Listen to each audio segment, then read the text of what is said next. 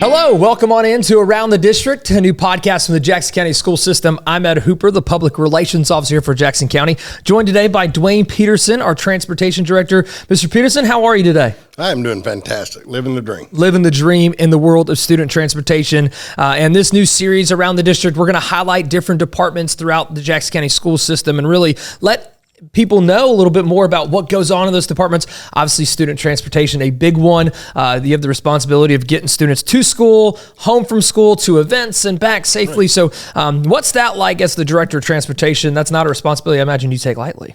Definitely not. One, of course, is safety. It's got to be. That's number one. No matter what we're doing on field trips or to and from school, safety is number one. And we pride ourselves in that. We use safety meetings throughout the school year.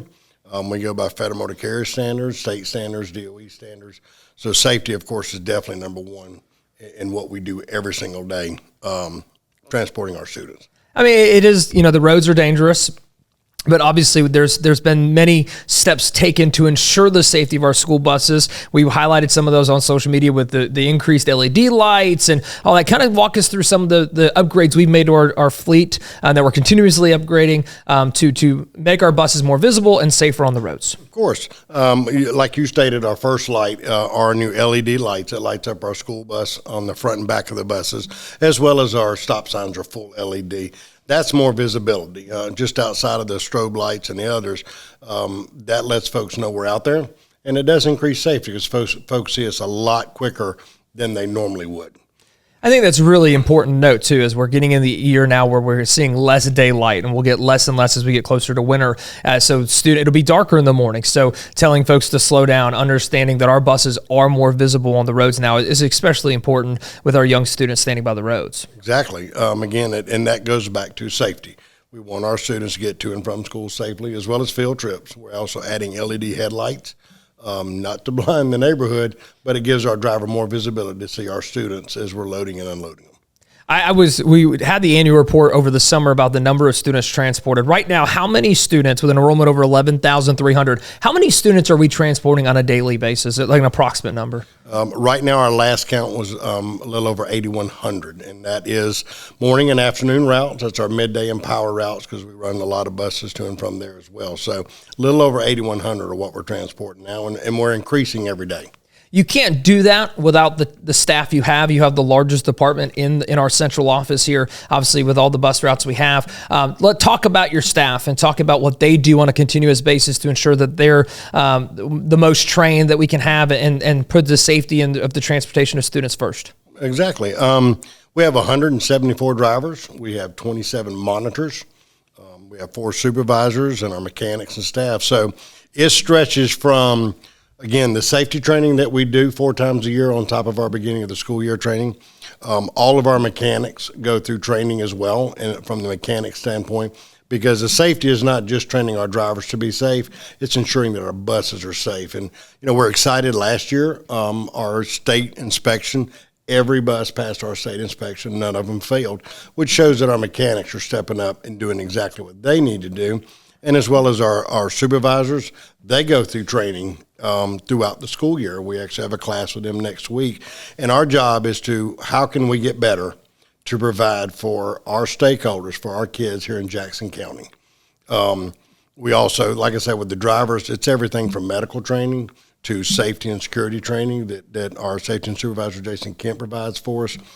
Even Pat Schofield has jumped in on the training wagon, which is awesome that they're there to assist us in any way to ensure that we're continuing our training each and every year throughout the school year to become even better. And it goes, again, back to our safety, not just the first lights, but our camera systems, our live camera systems. We have 32 of those and are steadily putting those in the bus. And that ensures the safety of our kids on the bus as well. And again, the safety and training is, for me, always been top priority. For over 20-something years of doing this, safety has to be number one. Well, that's a perfect segue. I was going to just ask you, and not to age you a little bit for Duane Peterson or anything. You got the hairstyle of a young man, definitely. But you've been doing this a long time, 20-something years. How has transportation changed in the 20 years that you've been doing it? Well, I can honestly say quite a bit. The first time I drove a bus, I was 17. And you only had to have a Class C license. And that was the only training I had. And then as I got more into pupil transportation, the training was, 6 hours of classroom, 6 hours of range, 6 hours with kids. Now our training can usually lasts 3 weeks to train our drivers to ensure that they understand that this is not just driving. This is taking care of our kids. And what they have to work with every day is I'm driving a 32,000-pound bus. I have 40, 50 kids or more on my bus, and I'm watching the other driver. I have to load and unload safely, and I have to ensure our kids are safe on a bus. So from the time I started driving until now, it has improved dramatically, and all from the safety standpoint. Absolutely. I think it goes, sometimes I think people maybe forget this or maybe don't realize this. The first face a student sees in the morning when they ride a bus is our bus driver, and the last face they see is a bus driver. So having that warm, welcoming smile as well. Obviously, you guys are on the backside of the building here by our maintenance shop, and we get to see the bus drivers. I think that goes kind of with what's going on here in Jackson County, always the warm, welcoming environment that they create on the bus, because, again, that's the first and last person the school system see, and oftentimes it's the only parent sometimes that our parents are seeing. Our bus drivers. Exactly. And we encourage our drivers to get on. Good morning. How you doing? Because, again, we can make their day just with a simple smile and a simple hi. And at the end of the day, had a long day. Maybe it was testing day. And it's just that have a good evening or have a good weekend can mean a lot to these students. You're talking about employees. I want to go to, we're announcing, we just announced the 3 Bus Driver of the Year finals last year. First ever time we had a Bus Driver of the Year. Mr. Pete McClellan won that one. You've got 3 finalists this year. What do those 3 employees mean to your department and to our school system and really people transportation throughout? Well, they mean a lot. And again, there were a lot of people to choose from on this one. Mr. Scotty Beck, Ms. Sherry Hall, and Mr. Philip Ernest are 3 examples of our entire team.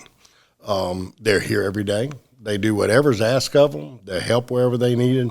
And they're truly those that when you come in, when they walk into your office, they always have a smile.